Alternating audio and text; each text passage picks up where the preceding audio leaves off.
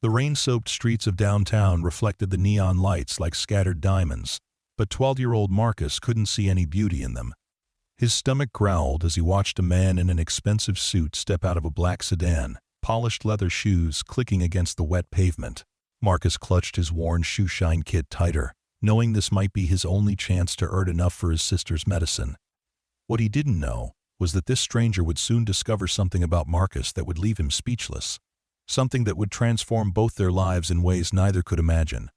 The billionaire CEO had no idea that in the next hour, a homeless boy's simple act of kindness would remind him of what truly mattered in life. Before we carry on, please hit the subscribe button for more real, emotional, life-changing stories like this, and let me know where you are watching from in the comments. The autumn wind cut through Marcus's threadbare jacket like ice-cold needles as he crouched in the shadows of the towering glass building, watching the endless stream of well-dressed people hurrying past. His fingers were numb from the cold, but he gripped his battered shoe-shine box with determination, the wooden corners worn smooth from months of carrying it through the city streets.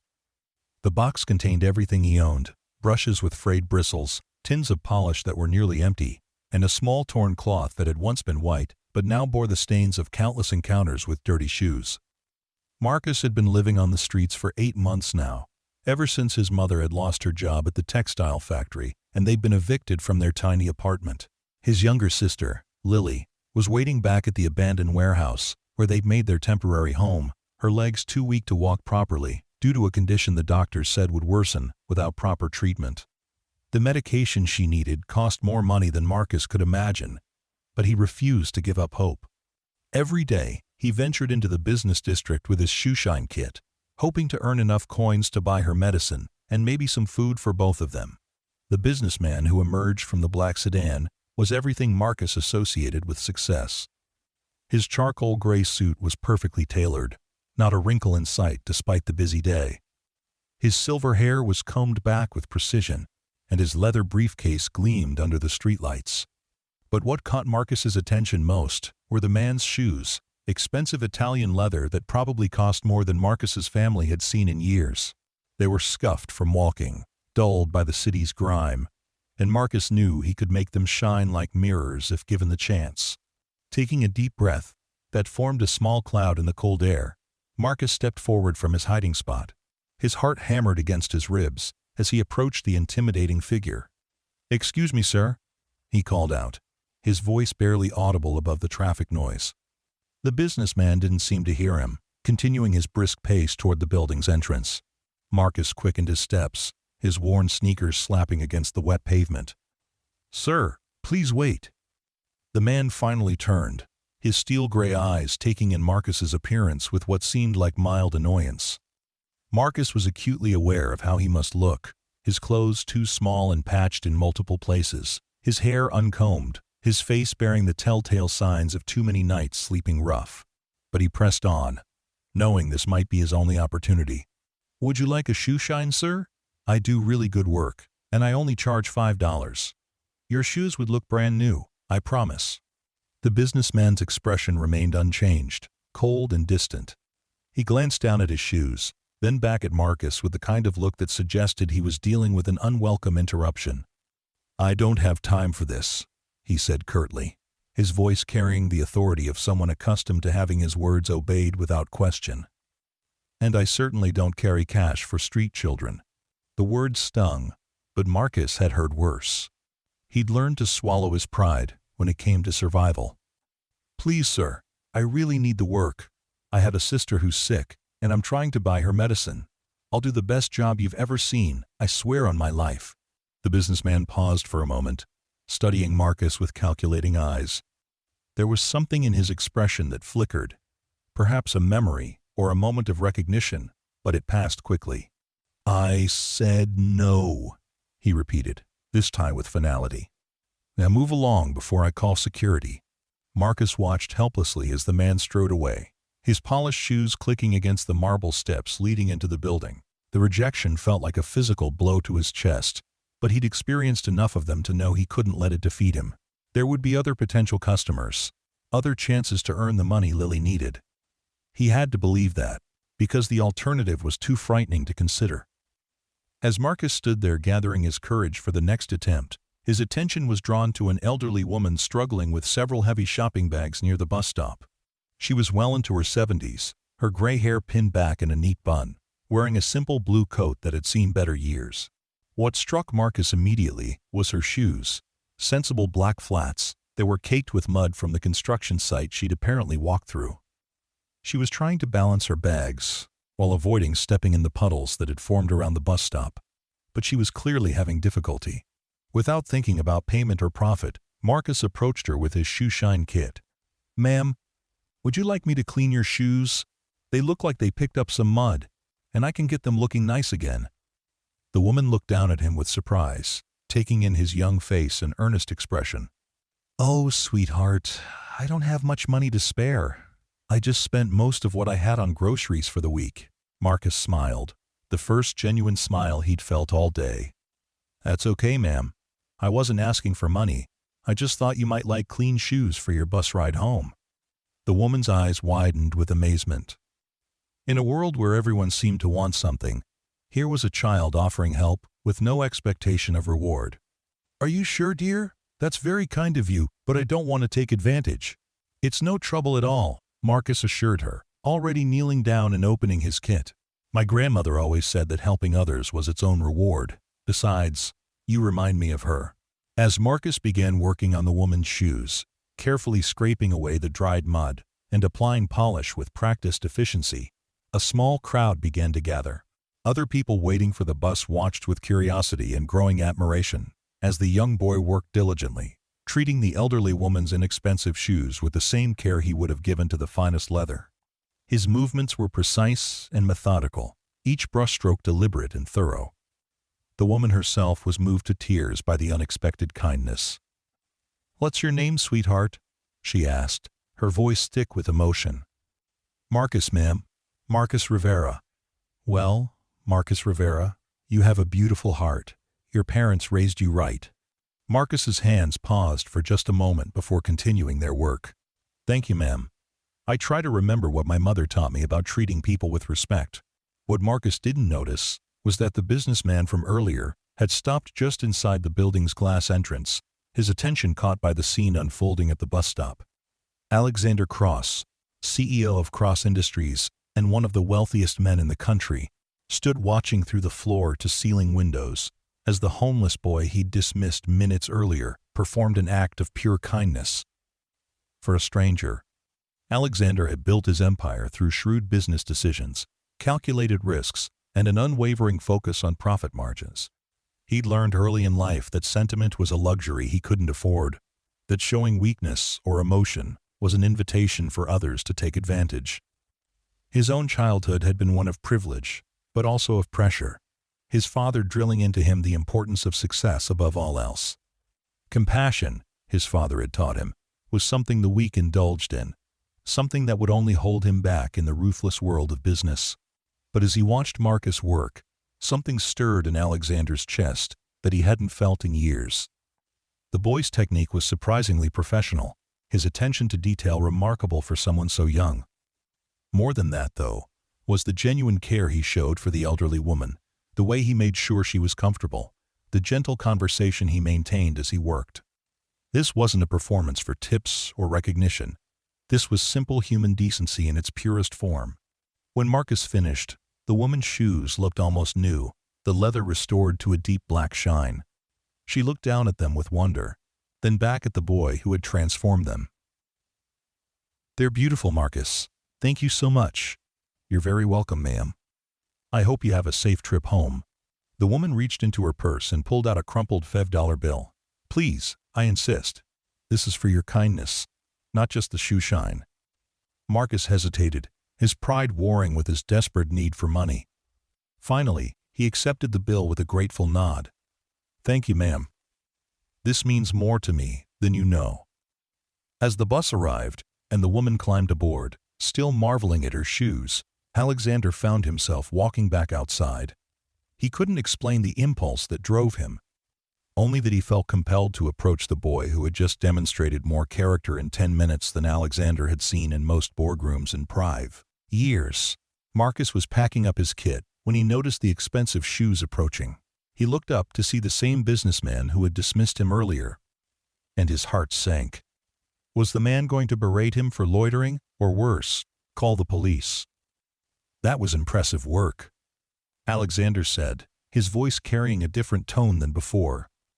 The woman's shoes looked completely transformed. Marcus stood up slowly, unsure how to respond. Thank you, sir. I tried to do my best work, whether someone pays me or not. Why? Alexander asked, genuinely curious. Why did you help her for free when you clearly need the money yourself? The question seemed to puzzle Marcus, as if the answer should be obvious. Because she needed help, and I could provide it. My grandmother used to say that kindness is the only thing that multiplies when you give it away. Alexander studied the boy's face, searching for any sign of manipulation or hidden motive. He'd spent decades dealing with people who said what they thought he wanted to hear, who performed kindness as a means to an end. But Marcus's expression held nothing but sincerity, a purity of intention that was almost painful to witness. What's your story? Alexander asked, surprising himself with the question. He never inquired about personal details from strangers, never allowed himself to become emotionally invested in individual circumstances. Marcus shifted uncomfortably, not sure how much to reveal. It's not very interesting, sir. Just trying to make enough money to help my family. Tell me anyway. Something in Alexander's tone convinced Marcus to open up. Perhaps it was the subtle change in the man's demeanor, or maybe it was simply the relief of having someone actually listen. My mother lost her job 8 months ago, and we lost our apartment. We've been staying in an old warehouse on the east side. My sister Lily has a condition that affects her legs, and she needs medicine that costs more than we can afford. I come here every day trying to earn enough for her treatment, but it's hard to find people willing to pay for shoe shines. Alexander absorbed this information, his business mind automatically calculating the costs involved. A child's medication, even expensive medication, would be a trivial expense for someone of his wealth. But he'd learned long ago that throwing money at problems rarely solved them, and often created new complications. There had to be more to this story, more to this remarkable boy who polished shoes with the dedication of a master craftsman. How did you learn to shine shoes so well? Alexander asked. Marcus's face lit up at the question, the first time Alexander had seen him truly smile. My grandfather taught me before he died. He had a shoe repair shop when I was little, and I used to spend hours there watching him work. He said that taking care of people's shoes was taking care of their dignity, that when someone looks down and sees their shoes looking good, they stand a little taller. The wisdom in those words hit Alexander unexpectedly hard. He looked down at his own shoes, scuffed from the day's activities, and for the first time in years, he thought about the hands that had crafted them, the skill and care that had gone into their creation. When had he stopped noticing such things? When had he become so focused on the destination that he'd forgotten to appreciate the journey? Would you be willing to shine my shoes? Alexander asked suddenly. Marcus's eyes widened with surprise and hope. Yes, sir. Absolutely. I promise you won't be disappointed. As Marcus knelt down and began setting up his equipment, Alexander found himself studying the boy's technique with genuine interest. Every movement was purposeful, every tool used with precision. This wasn't just shoe shining, it was craftsmanship, artistry on a small scale, but executed with the same dedication that Alexander brought to multi-million-dollar business deals. Tell me about your sister, Alexander said, as Marcus began working on the first shoe. Marcus's hands continued their steady rhythm as he spoke. Lily is 10 years old, and she's the smartest person I know. She can't walk very well because of her condition, but she reads everything she can get her hands on. She wants to be a doctor someday, to help other kids who have problems like hers. She never complains, even when I know she's in pain. She just smiles and tells me stories about all the places she'll travel when she gets better. And your mother? Mom works 3 different cleaning jobs, but it's still not enough. The medical bills keep piling up, and we can never seem to get ahead. She doesn't know I've been coming here to shine shoes. She'd be worried sick if she knew I was on the streets by myself, but I had to do something to help. Alexander felt something crack open inside his chest, a wall he'd built years ago beginning to crumble. Here was a 12-year-old boy, shouldering responsibilities that most adults would find overwhelming, doing it without complaint, without self-pity, with nothing but determination and love for his family driving him forward. "Anne, you said you've been at this for 8 months?" Alexander asked. "Yes, sir. Some days are better than others. Weekdays are usually good because of all the business people, but weekends are harder. I've saved up almost $200 so far, but Lily's medicine costs $400 a month, and that's not counting doctor visits." Alexander's shoes were nearly finished, and he could see they would indeed look like new when Marcus was done. But more than the quality of the work, he was impressed by the boy's dedication, his professional attitude despite his age and circumstances. This wasn't a child playing at being an adult. This was someone who had been forced to grow up too quickly, but had managed to retain his humanity in the process. "Marcus," Alexander said carefully, "what would you say if I told you I might be able to help with more than just payment for this shoe shine?" Marcus looked up from his work, his expression cautious but hopeful. "What do you mean, sir?" "I mean that I'm in a position to do more than just pay you $5. But first, I need to meet your family. I need to see for myself what your situation really is." The offer was so unexpected that Marcus nearly dropped his polishing cloth. "You'd really want to help us? But why? You don't even know us." Alexander considered the question, trying to articulate feelings he wasn't used to expressing. "Because in the past 20 minutes, you've shown me something I'd forgotten existed. Integrity without expectation of reward. Skill without arrogance. Compassion without condition.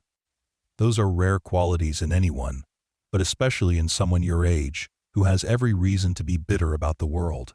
Marcus finished the second shoe and sat back on his heels, looking at his work with satisfaction. Alexander's shoes gleamed like black mirrors, reflecting the streetlights with perfect clarity. "There you go, sir. What do you think?" Alexander looked down at his shoes in amazement. They looked better than when he'd first bought them. Every scuff and mark erased, the leather conditioned and restored to its original luster. "These are incredible, Marcus. I've never had a better shoe shine in my life."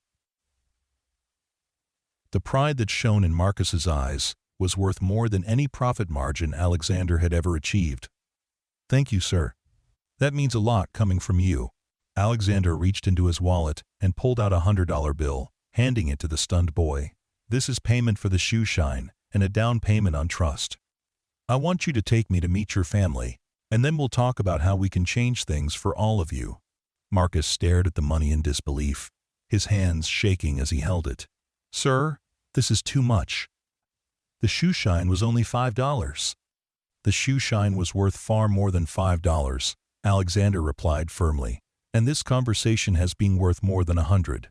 Will you trust me enough to introduce me to your mother and sister?" Marcus looked into Alexander's eyes, searching for any sign of deception or hidden motive. What he saw there was something he'd rarely encountered in his young life: genuine concern and respect. Slowly, he nodded. "Yes, sir. I think I can trust you."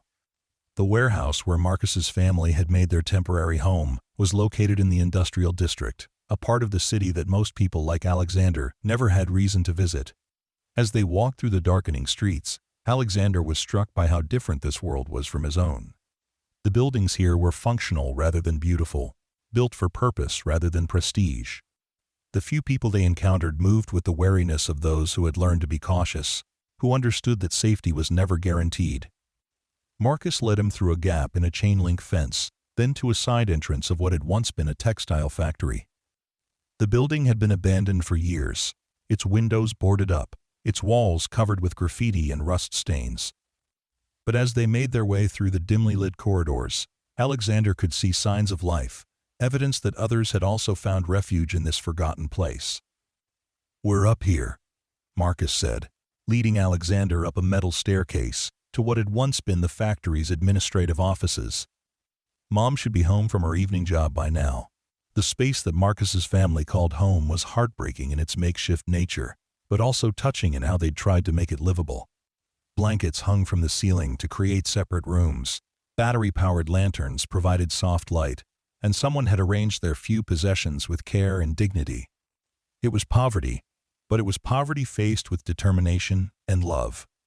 "Marcus? Is that you?" A woman's voice called from behind one of the blanket partitions. "Yes, Mom. And I brought someone to meet you." Maria Rivera emerged from what Alexander assumed was the sleeping area, and he was immediately struck by how young she looked. She couldn't have been much older than 30, but her face bore the lines of someone who had aged beyond her years through worry and hardship. Her clothes were clean but worn, and her hands showed the calluses of someone who worked with them every day. Despite her circumstances, she carried herself with dignity, her back straight and her eyes alert. "Marcus, who is this man? What have you been up to?" Her voice carried the protective concern of a mother who had learned to be suspicious of strangers. "Mom, this is Mr. Cross. I shined his shoes today, and he wants to help us." Maria's expression immediately became guarded. She'd heard promises of help before, usually from people who wanted something in return. "Help us how exactly?" Alexander stepped forward, keeping his movements slow and non-threatening. "Mrs. Rivera, I'm Alexander Cross. I witnessed your son performing an extraordinary act of kindness today, and it made me want to learn more about your family. Marcus tells me you have a daughter who needs medical treatment." "Lily's condition is being managed," Maria said defensively, though Alexander could hear the worry in her voice. "We're doing everything we can for her." Before Alexander could respond, a small voice called out from another partitioned area. "Marcus, is that you? Did you bring someone to visit?" "Coming, Lily," Marcus called back, then looked at Alexander. "Would you like to meet my sister?" Alexander nodded, following Marcus to where a thin blanket created a small private space. Inside, a young girl was lying on a mattress made from folded blankets, surrounded by library books and handmade drawings. Despite her obvious physical limitations, her eyes sparkled with intelligence and curiosity. "Lily, this is Mr. Cross. He's interested in hearing about your stories." Lily struggled to sit up straighter, and Alexander could see the effort it cost her. "Hello, Mr. Cross. Are you a friend of Marcus's? He doesn't usually bring people home." Alexander knelt down to her level, moved by the child's obvious courage. "I'm hoping to become a friend to your whole family, Lily. Marcus tells me you want to be a doctor someday." Lily's face lit up with excitement. "Oh yes! I've been reading about all different kinds of medicine. Did you know that some doctors specialize in helping people who have problems like mine? I want to learn how to do that so I can help other kids who can't walk very well." The combination of hope and determination in the young girl's voice was almost overwhelming. Alexander found himself thinking of his own childhood, of all the advantages he'd taken for granted, all the opportunities that had been handed to him simply by virtue of being born into wealth. Here was a child with 10 times his courage and compassion, limited only by circumstances beyond her control. "That's a wonderful goal, Lily. The world needs more doctors who understand what their patients are going through." As they talked, Alexander learned more about the family's situation. Maria worked as a cleaning lady for 3 different companies, often pulling double shifts to make ends meet. The family had been on waiting lists for affordable housing for months, but nothing had become available. Lily's medical needs were managed through a free clinic, but the specialized treatment she really needed was beyond their financial reach. What struck Alexander most was the complete absence of self-pity or blame. Despite their circumstances, this family had maintained their dignity, their love for each other, and their hope for the future. Marcus had learned his work ethic and compassion from parents who had modeled those qualities even in the face of overwhelming challenges. "Mrs. Rivera," Alexander said finally, "I'd like to make you a proposition. But first, I need you to understand who I am and why I'm here." Over the next hour, Alexander explained his background, his business success, and most importantly, his growing realization that his wealth meant nothing if it wasn't used to help others. He talked about watching Marcus shine the elderly woman's shoes for free, about the character and skill the boy had displayed, about the rare combination of qualities that had impressed him so deeply. "I'm not offering charity," Alexander said firmly. "I'm offering opportunity. Marcus has shown me that he's willing to work hard for what he needs. I'd like to give him, and all of you, the chance to build something better." Maria listened with growing amazement as Alexander outlined his proposal. He wanted to enroll Marcus in a private school where his obvious intelligence could be properly developed. He wanted to ensure that Lily received the medical treatment she needed, not as a handout, but as an investment in her future potential. And he wanted to offer Maria a position in his company, a real job with benefits and opportunities for advancement. "Why would you do this for us?" Maria asked, her voice barely above a whisper. "We're strangers to you." Alexander looked around at the makeshift home, at the family who had somehow maintained their humanity despite their circumstances, at the children who embodied the best of what people could be. "Because your son reminded me of something I'd forgotten, that success without compassion is meaningless, that wealth without purpose is empty, and that sometimes the most important business decisions aren't about profit margins, they're about human margins." End quote. The conversation continued long into the night, with Alexander learning more about each family member's dreams and goals. Marcus wanted to finish school and maybe start his own business someday, something that would let him help other people, the way his grandfather had helped customers in his shoe repair shop. Lily dreamed of not just becoming a doctor, but of opening a clinic in a neighborhood like theirs, where people who couldn't afford expensive medical care could still receive quality treatment. Maria simply wanted the chance to provide for her children without having to work 3 jobs, to be present for the important moments in their lives, instead of always rushing between responsibilities. By the time Alexander left that night, he had made a commitment that would change all their lives. But more than that, he had rediscovered something about himself that had been buried under years of corporate success and personal isolation. The boy who had approached him for a $5 shoe shine had given him something far more valuable in return, a reminder of what it meant to be truly successful. The next few weeks brought changes that seemed almost magical to the Rivera family. Alexander was true to his word, but he was also careful to implement his help in ways that preserved their dignity and independence. He arranged for Lily to see a specialist who could provide the treatment she needed, but he structured it as a scholarship program through his company's charitable foundation. Marcus was enrolled in one of the city's best private schools, but as part of an initiative to identify and nurture talented students from disadvantaged backgrounds. Most importantly, Maria was offered a position in Cross Industries' Human Resources Department, starting as an assistant but with a clear path for advancement based on her performance and dedication. The job came with full benefits, including medical coverage for the entire family, and a salary that would allow them to move into a real apartment in a safe neighborhood. The transition wasn't without its challenges. Marcus found the academic environment at his new school intimidating at first, surrounded by classmates who had advantages he'd never dreamed of.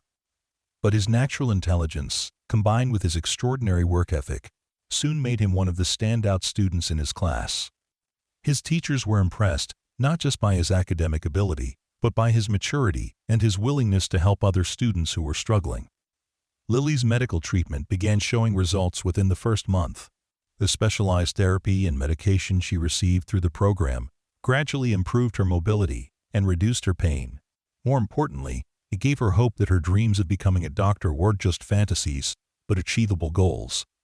She threw herself into her studies with renewed vigor, already planning her path through high school and college toward medical school. Alexander found himself becoming more involved in the family's life than he had initially planned. What had started as a business decision, a way to assuage his conscience and make a positive impact, had evolved into something much more personal.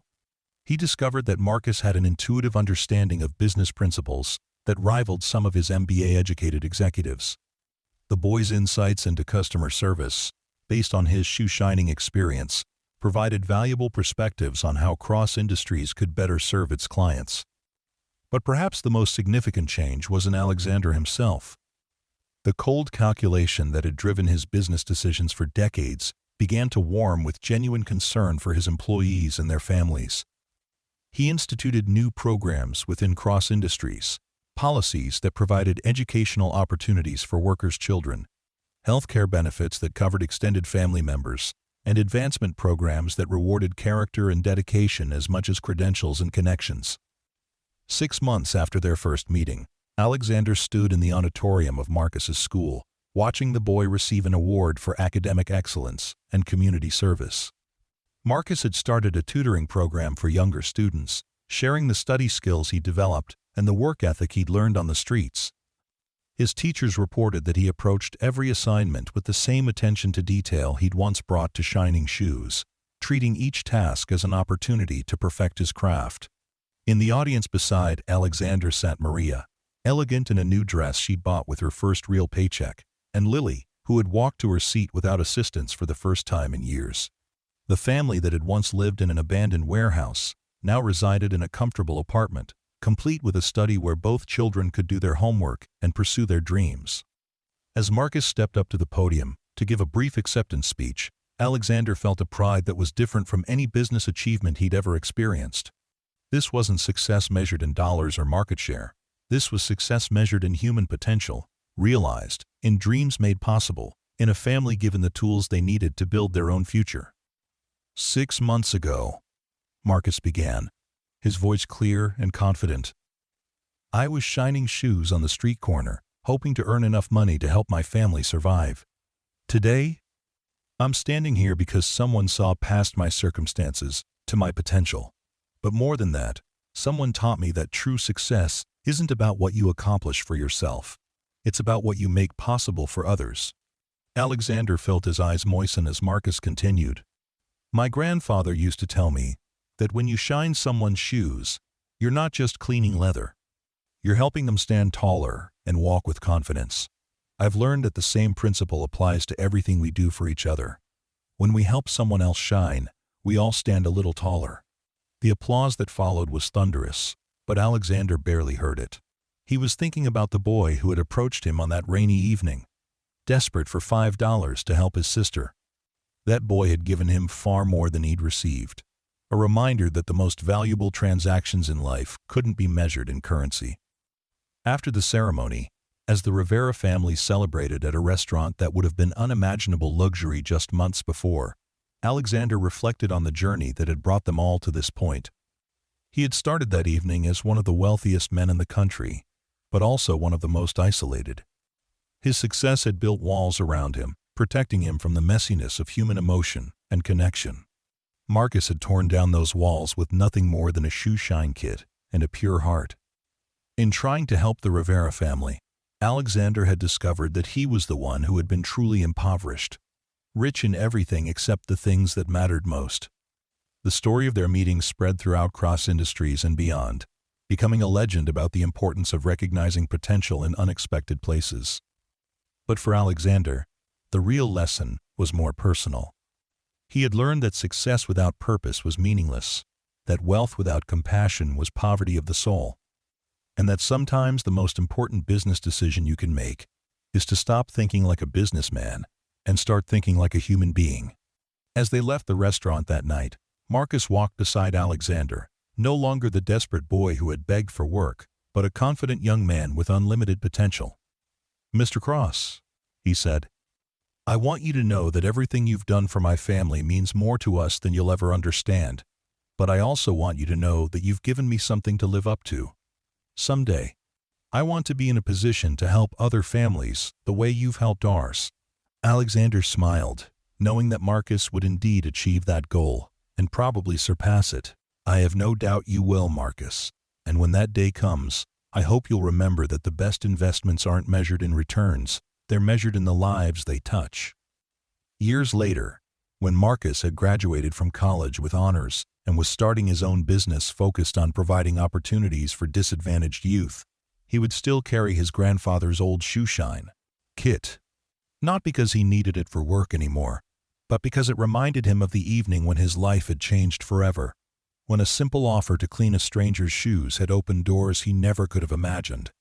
The kit also reminded him of the lesson his grandfather had taught him, and that Alexander had reinforced, that every person deserves to be treated with dignity and respect, regardless of their circumstances. Whether you're shining shoes on a street corner or sitting in a corporate boardroom, the measure of your success isn't what you accumulate for yourself, it's what you make possible for others. Alexander Cross had learned that lesson from a homeless boy with a shoe shine kit, and in the process, he had discovered that true wealth couldn't be counted in dollars. It could only be measured in the lives you touch, the dreams you make possible, and the legacy you leave behind. Marcus Rivera had given him all of that for the price of a shoe shine, making it the best investment Alexander had ever made. The transformation was complete, but the story was just beginning. Both Marcus and Alexander had learned that kindness creates ripples that extend far beyond the initial act, touching lives in ways that can never be fully calculated or predicted. What had started as a desperate boy's attempt to earn $5 for his sister's medicine had become a testament to the power of human compassion, proving that sometimes the smallest gestures can create the biggest changes.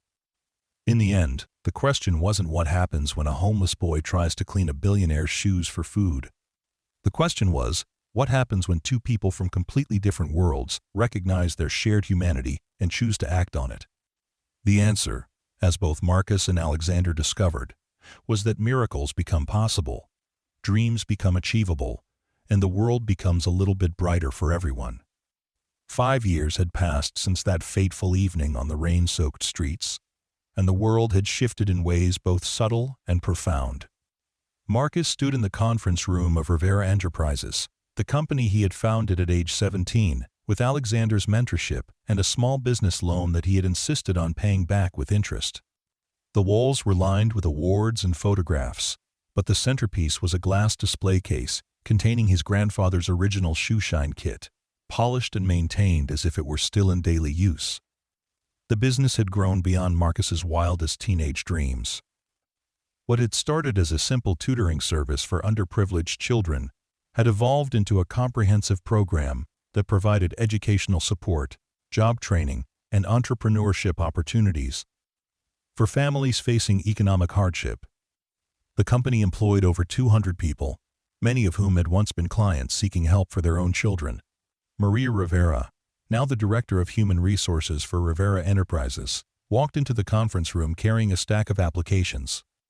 At 37, she had blossomed into a confident executive, her natural empathy and hard-won understanding of struggle making her exceptional at identifying and nurturing talent in unexpected places.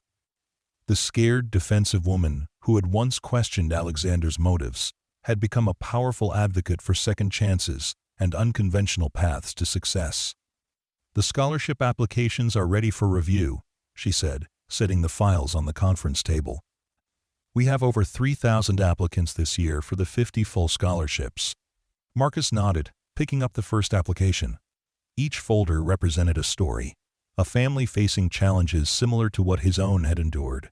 The scholarship program, funded through a partnership between Rivera Enterprises and Cross Industries, provided not just educational support, but comprehensive family assistance, including housing, healthcare, and job placement services. "Any standouts?" Marcus asked, though he knew his mother had already identified the most compelling cases. "There's a girl in Detroit whose father was laid off from the auto plant. She's been selling handmade jewelry to help pay for groceries. But her real passion is environmental science. And there's a boy in rural Alabama who taught himself computer programming using library books and wants to develop apps that help farmers optimize their crop yields." These were the stories that drove Marcus forward, reminders of his own journey from desperation to opportunity. Each application was personally reviewed, not by algorithms or standardized metrics, but by people who understood that circumstances didn't define potential. Lily Rivera Cross, now 15 and walking without assistance thanks to years of specialized treatment, entered the room with the quiet confidence that had always marked her personality. She had legally taken Alexander's surname when he formally adopted her and Marcus 2 years earlier, a gesture that had moved the entire family to tears. Her medical condition was now fully managed, and her dream of becoming a doctor had evolved into a specific focus on pediatric rehabilitation medicine. "The medical review panel finished their assessments," she announced, referring to the team of doctors who evaluated applications from children with disabilities or chronic health conditions. "They've identified 12 candidates who need immediate intervention, similar to what I required." Alexander walked in just as Lily finished speaking, his silver hair now completely white, but his step as purposeful as ever. At 68, he had stepped back from the day-to-day operations of Cross Industries, though he remained chairman of the board. His real passion now was the foundation work he did with the Rivera family, using his wealth and influence to create systemic changes in how society supported vulnerable children and families. "The board meeting went well," he reported, settling into his chair. Cross Industries has approved the expansion of the scholarship program to include trade schools and apprenticeship programs. We're also launching the Mobile Medical Clinic initiative. The Mobile Clinic project had been Lily's idea, inspired by her own experiences with limited access to specialized care. The specially equipped vehicles would bring medical services directly to underserved communities, staffed by doctors and nurses who understood the barriers that poverty created in accessing healthcare. Marcus felt the familiar surge of pride and gratitude that came with these moments of progress. The scared, hungry boy who had once counted coins desperately was now overseeing programs that would touch thousands of lives. But he had learned from Alexander that success required constant vigilance, that the moment you stopped growing and giving was the moment you started dying inside. "I want to visit the Detroit candidate myself," Marcus said, making a note in the file.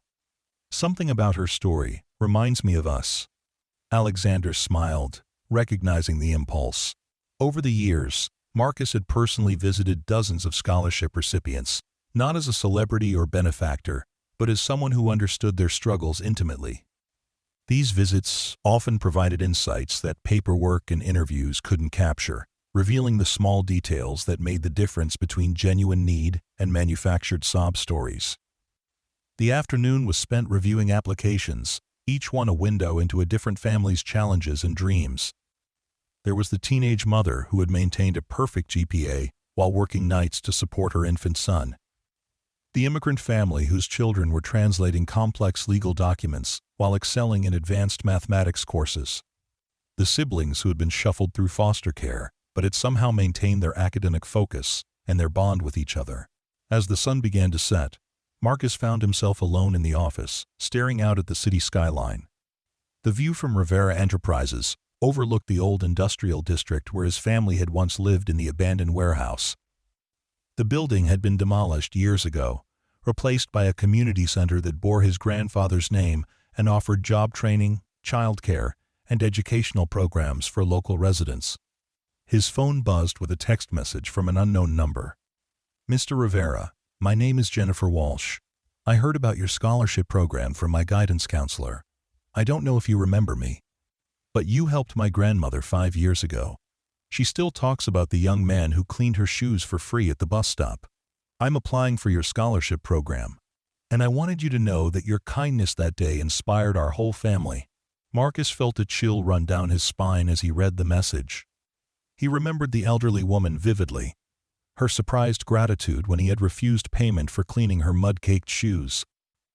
That simple act of kindness had rippled outward in ways he never could have imagined, touching people he had never met and creating connections across generations.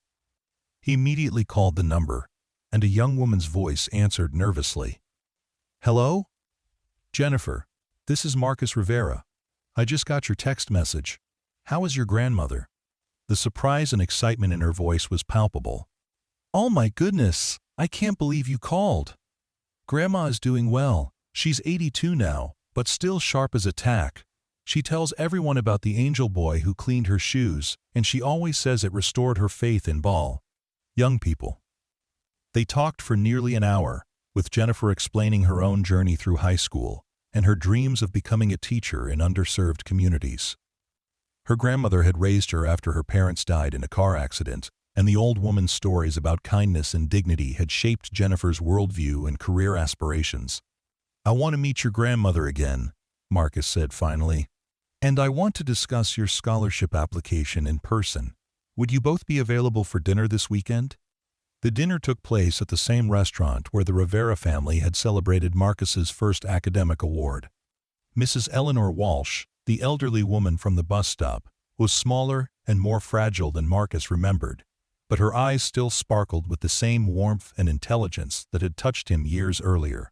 "I knew you were special that day," she said, holding Marcus's hand across the table. "But I never imagined you would become all this. Your grandfather would be so proud." Jennifer had inherited her grandmother's grace and strength, along with an academic record that would have qualified her for scholarships at any university in the country. But she had chosen to stay local, attending community college while caring for her grandmother and working part-time at a neighborhood tutoring center. "I want to teach in schools like the one I attended," she explained. Places where kids need someone who believes in them, someone who sees their potential even when they can't see it themselves. Marcus recognized the echoes of his own story in her words, the transformation from recipient of kindness to someone determined to pass it forward. By the end of the evening, Jennifer had been awarded a full scholarship. But more importantly, she had been invited to join the Rivera Enterprises family as a student intern, working with the Education Outreach CRET programs while completing her degree. The meeting with Jennifer and her grandmother sparked something in Marcus that had been building for months. He realized that the individual scholarships and programs, while meaningful, were addressing symptoms rather than causes. The systemic issues that created poverty and limited opportunity required more comprehensive solutions, changes that would impact entire communities rather than just individual families. Over the following weeks, Marcus began developing what would become his most ambitious project yet. Working with Alexander, Maria, and Lily, he outlined a plan for comprehensive community transformation, starting with the neighborhood where they had once lived in the abandoned warehouse. The initiative would combine housing development, educational programs, job training, healthcare services, and small business support into an integrated model that addressed the interconnected nature of poverty and opportunity. Rather than simply providing charity, the program would create sustainable pathways for families to build wealth and stability across generations. Alexander was initially skeptical of the scope and cost of the proposal. Marcus, this is essentially trying to rebuild an entire community from the ground up. The investment required would be enormous, and the complexity of managing all these moving parts simultaneously is exactly what we've been preparing for, Marcus finished. Every scholarship recipient, every family we've helped, every lesson we've learned has been leading to this. We know what works because we've lived it. We know what doesn't work because we've seen the failures. Now we have the resources and the knowledge to do something that's never been attempted before." End quote. The conversation continued for hours, with Marcus outlining the detailed research he had conducted, the partnerships he had begun building with local organizations, and the innovative funding model that would make the SIA project sustainable. Alexander found himself reminded of his own younger self, the driven entrepreneur who had been willing to take calculated risks for the chance of extraordinary returns.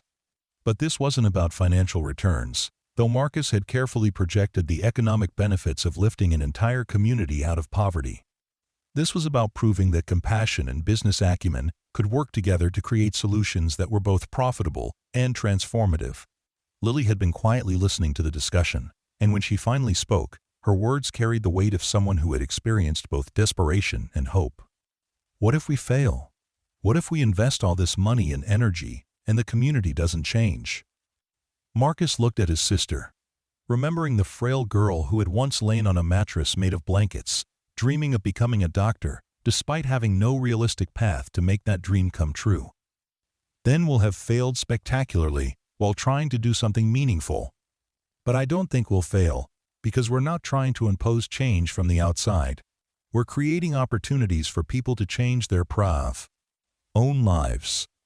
The Community Transformation Project launched 18 months later with a groundbreaking ceremony that drew national media attention.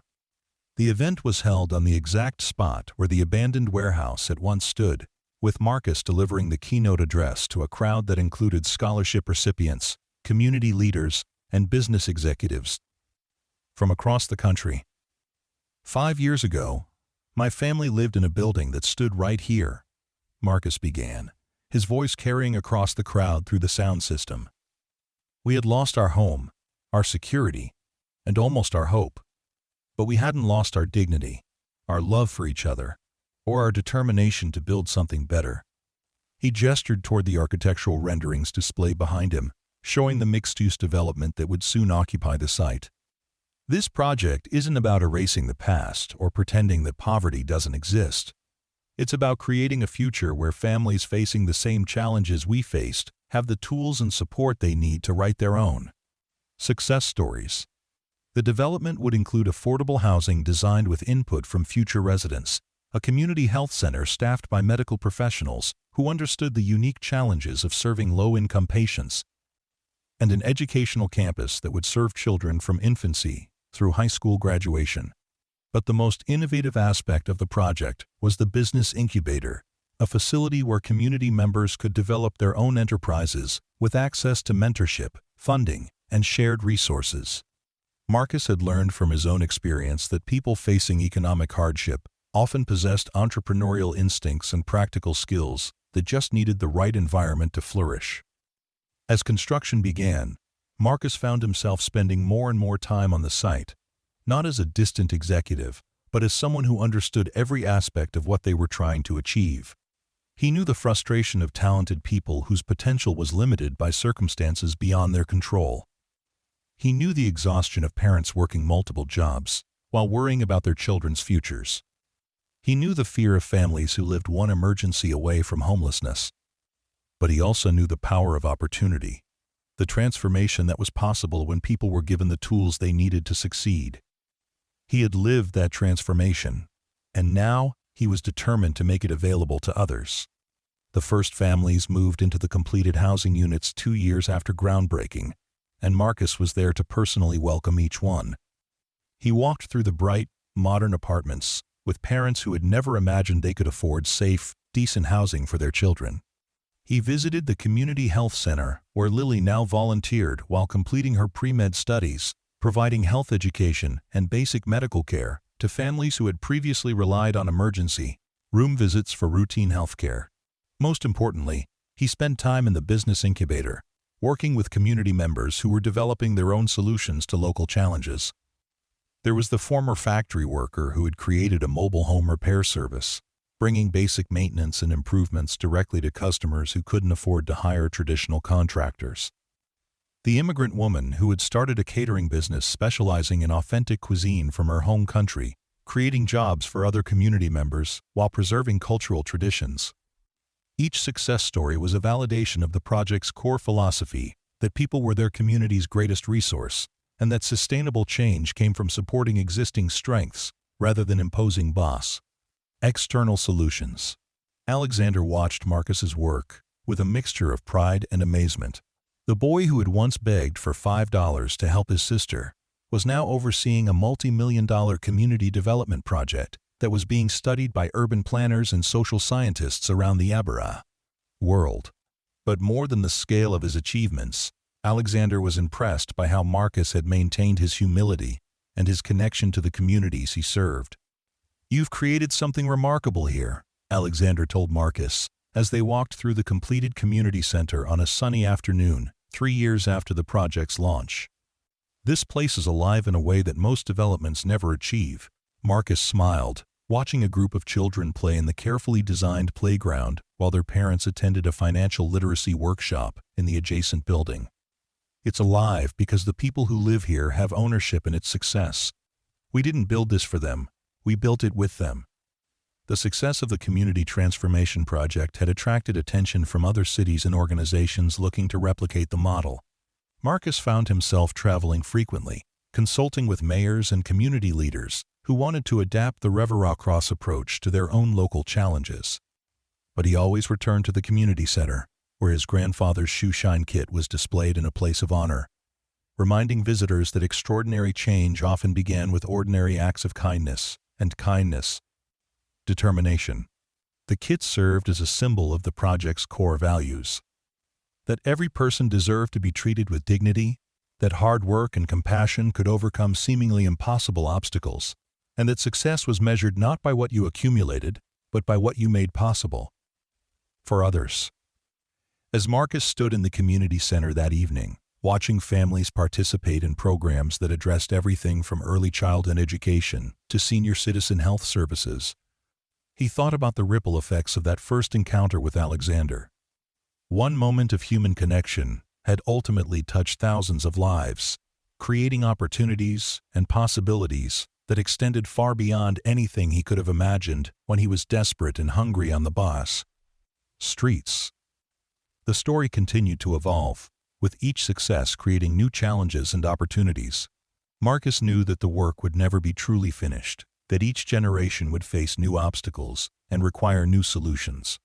But he also knew that the foundation had been laid, not just in terms of buildings and programs, but in terms of the understanding that compassion and determination could overcome any barrier. The homeless boy who had once tried to clean a billionaire's shoes for food had become a man who understood that true wealth came from the ability to lift others up, to create pathways for dreams to become reality, and to ensure that no child would ever have to face the desperation he had once known. The transformation was complete, but the story would continue for generations to come. Each chapter written by people who had learned that kindness multiplied when it was shared, and that the greatest successes came from helping others achieve their own victories. 10 years later, Dr. Lily Rivera stood in the pediatric rehabilitation ward of the new Marcus Rivera Medical Center, reviewing charts for her mourning patients.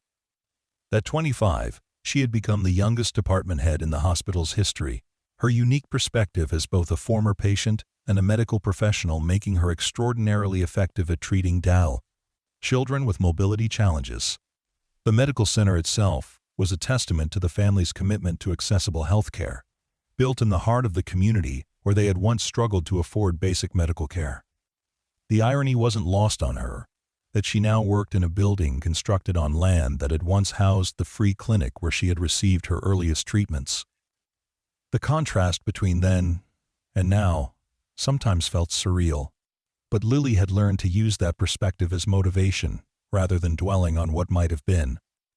Her first patient of the day was an 8-year-old boy named David, whose spinal condition mirrored her own childhood diagnosis. His mother, a single woman working 2 jobs, reminded Lily painfully of her own mother during those desperate early years. But unlike Lily's family, David's mother didn't have to choose between rent and medical care, thanks to the comprehensive healthcare program that the medical center provided to community residents. "How are we feeling today, David?" Lily asked, kneeling down to his eye level as she had learned to do from her own doctors years earlier. The gesture conveyed respect and equality, something she wished more medical professionals understood when treating children. "Better, I think. The exercises you taught me are getting easier." David's improvement over the past 6 months had been remarkable, aided by cutting-edge treatments that hadn't been available when Lily was his age. As she worked with David on his physical therapy routine, Lily's mind wandered to the letter she had received that morning from the Harvard Medical School Admissions Committee. They were inviting her to apply for their new fellowship program in pediatric rehabilitation research, an opportunity that would allow her to develop new treatment protocols while maintaining her clinical practice. The offer represented everything she had dreamed of as a sick child reading medical textbooks by lamplight in an abandoned warehouse. But it also meant potentially leaving the community that had become her life's work, stepping away from the direct patient care that gave her the greatest satisfaction. Meanwhile, across the city, Marcus stood before the United Nations General Assembly, addressing world leaders about the global expansion of the Rivera Cross model for community development. At 27, he had become one of the youngest people ever invited to speak at the international forum. But his presentation focused not on his personal achievements, but on the systematic approach they had developed for addressing poverty and inequality. "The solution to global poverty isn't charity," Marcus told the assembled delegates, his voice carrying the same quiet confidence that had impressed Alexander years earlier. "It's creating sustainable systems that allow communities to develop their own economic engines while maintaining their cultural identity and social cohesion." The pilot programs they had launched in 12 countries were showing remarkable results. In rural Bangladesh, microfinance initiatives, combined with educational programs, had increased household incomes by an average of 300% while improving literacy rates and healthcare access. In urban Brazil, community-owned businesses were providing employment opportunities while addressing local environmental challenges. Each program was adapted to local conditions and needs, but all shared the core principle that had emerged from Marcus's own experience.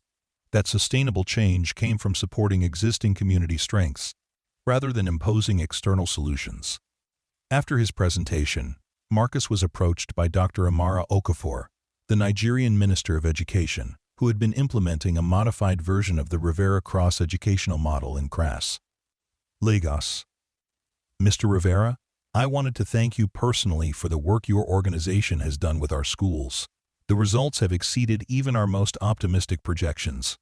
The conversation that followed led to an invitation for Marcus to visit Nigeria and see the program firsthand. Dr. Okafor explained that they had adapted the scholarship model to include vocational training for children who showed aptitude in trades and technical skills, creating pathways to economic stability that didn't require traditional university education. "We learned from your experience that intelligence and potential come in many forms," Dr. Okafor said. "Some children are destined for universities, but others have the skills to become master craftsmen, innovative farmers, or creative entrepreneurs. Our role is to identify and nurture all forms of talent." The trip to Nigeria took place 3 months later, with Marcus traveling alongside a team that included his mother Maria, who had become an expert in cross-cultural program implementation. The visit revealed how the principles they had developed could be adapted to completely different social and economic contexts while maintaining their effectiveness. In the sprawling Lagos community, where the program operated, Marcus met teenagers who were learning solar panel installation and maintenance, providing clean energy solutions while building sustainable careers. He visited workshops where young women were mastering textile production using both traditional techniques and modern technology, creating products that were sold in international markets while preserving cultural heritage. Most remarkably, he met families whose transformation paralleled his own, children who had moved from desperate poverty to educational opportunity without losing their connection to their communities or their cultural identity. The success of the international programs attracted the attention of the World Bank, which offered to provide funding for a massive expansion of the Rivera Cross model. The proposed partnership would allow them to reach millions of families across dozens of countries, creating a global network of community-driven development initiatives. But the offer came with strings attached. The World Bank wanted to standardize the programs, creating uniform protocols that could be implemented efficiently across different regions. They were less interested in the community ownership aspects and more focused on measurable outcomes that could be easily tracked and reported. Marcus found himself facing the same kind of choice that had once confronted Alexander, whether to prioritize scale and efficiency or maintain the personal connection and community ownership that made their programs effective. The decision required extensive discussions with Alexander, who had navigated similar crossroads throughout his business career. They met in Alexander's study, the same room where he had first made the commitment to help the Rivera family, surrounded by photographs that documented the journey from that first shoe shine to global recognition. "The World Bank's offer would allow us to help more people than we ever imagined," Alexander said, reviewing the proposal documents. "But it would also fundamentally change what we do and how we do it." Marcus nodded, understanding the dilemma. "The moment we start treating communities as data points, instead of collections of individuals with unique needs and strengths, we lose the very thing that makes our approach work." The conversation continued over several weeks, with input from community leaders, program participants, and staff members from around the world. The consensus that emerged was surprising in its clarity. They would decline the World Bank's offer and instead focus on training others to implement the Rivera Cross model independently. Rather than creating a global franchise, they would develop a network of autonomous organizations that shared their principles but maintained complete local control. The approach would be slower and more complex, but it would preserve the community ownership that was essential to their success. The decision led to the establishment of the Rivera Cross Institute, a training and research center housed in the original Community Development Project. The institute welcomed leaders from communities around the world, providing them with the tools and knowledge they needed to develop their own locally appropriate programs. Jennifer Walsh, the granddaughter of the elderly woman whose shoes Marcus had cleaned years earlier, became the Institute's first director of international programs. Now, 25 and holding a master's degree in community development, she had spent 2 years implementing Rivera Cross principles in rural Appalachia before taking on the global role. Every community has its own version of Marcus's story, Jennifer explained to a group of visiting program leaders from Southeast Asia. "Our job isn't to replicate what happened here, but to help you identify the Marcus in your own community and create conditions for their success." The Institute's approach emphasized storytelling as much as data analysis, understanding that sustainable change was driven by emotional connection and shared vision rather than just technical expertise. Participants learned to identify community assets, develop locally appropriate solutions, and create systems for measuring success that reflected community values rather than external metrics. As the Institute's influence grew, Marcus found himself traveling less frequently, but engaging more deeply with the theoretical and philosophical foundations of their work. He began writing what would become an influential book about community-driven development, drawing on his personal experience and the lessons learned from programs around the world. The book, titled From the Ground Up, A Personal Journey Through Community Transformation, became required reading in development studies programs at universities worldwide. But Marcus insisted that all royalties from the book be invested in scholarship programs, continuing the cycle of opportunity that had begun with his own education. Alexander, now in his 70s, had stepped back from active leadership but remained deeply involved as an advisor and mentor. His own book, The Business of Compassion: How Profit and Purpose Can Coexist, complemented Marcus's work by addressing how traditional businesses could integrate social responsibility into their core operations, rather than treating it as an add-on charitable function. The two books sparked a broader conversation in business schools and corporate boardrooms about the role of business in addressing social challenges. Some companies began adopting modified versions of the Rivera Cross approach for their employee development programs, while others integrated community development principles into their expansion strategies in, quote, developing markets. But perhaps the most significant impact was on individual business leaders who, like Alexander years earlier, began questioning whether financial success without social impact was truly success at all. The story of the homeless boy and the billionaire became a case study not just in corporate social responsibility, but in personal transformation and the discovery of authentic purpose. Maria Rivera, now 50 and serving as the CEO of Rivera Enterprises, oversaw the organization's evolution from a single community development project to a global network of independent programs. Her own journey from desperate single mother to internationally recognized expert in community-driven development had made her a sought-after speaker and consultant. But she remained grounded in the practical realities of poverty and struggle, never allowing the organization to lose sight of the individual families whose lives they were trying to improve.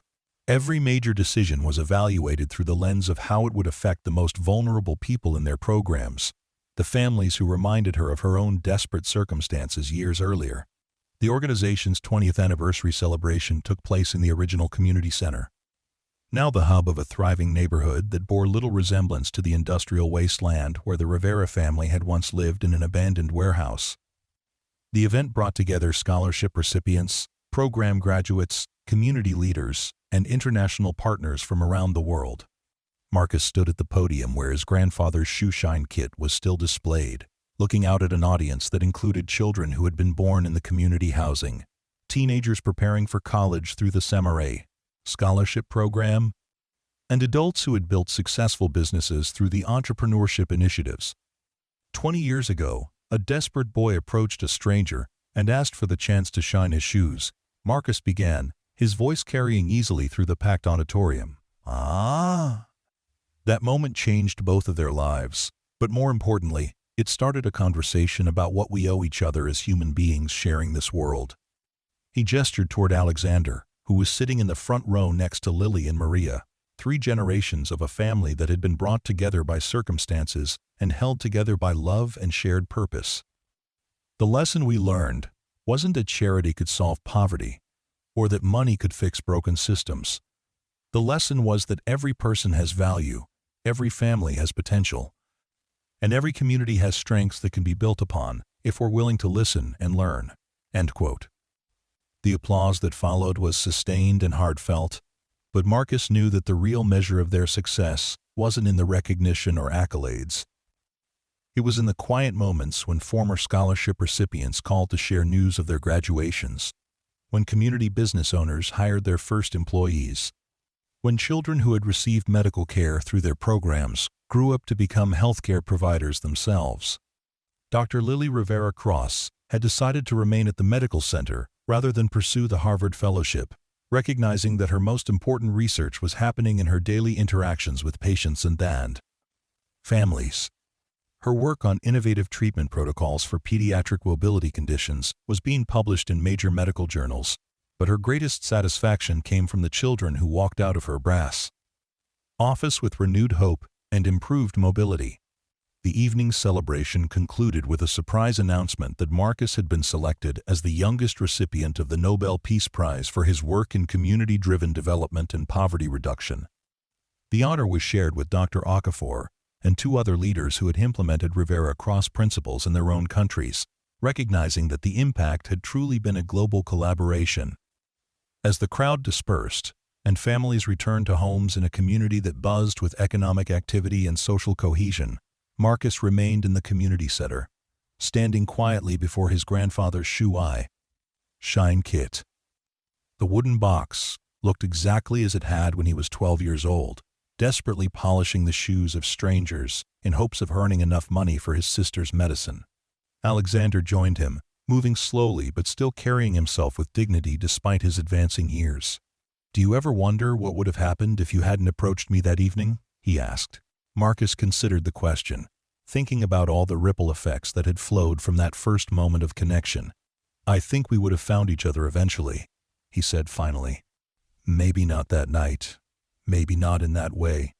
But I believe that people who are meant to help each other somehow find a way to connect."